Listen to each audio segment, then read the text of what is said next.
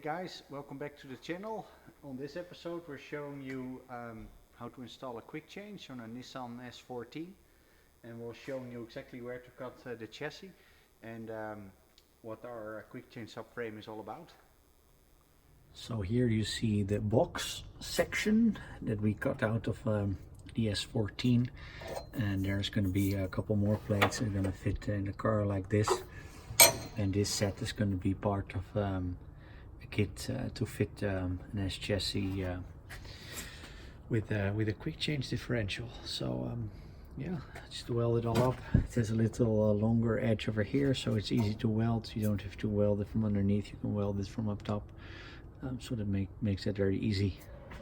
Here we weld the plates on the inside.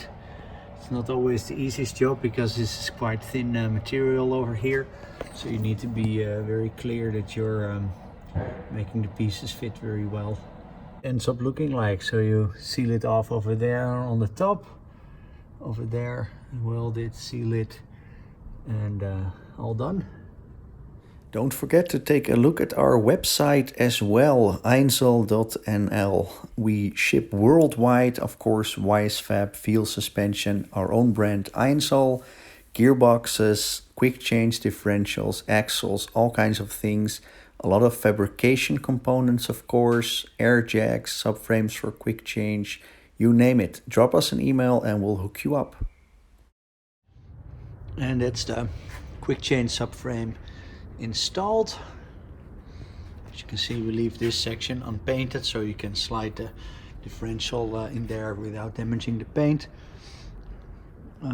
Yeah, so that's what it looks like when it's in the car and it's ready for the quick change to get installed.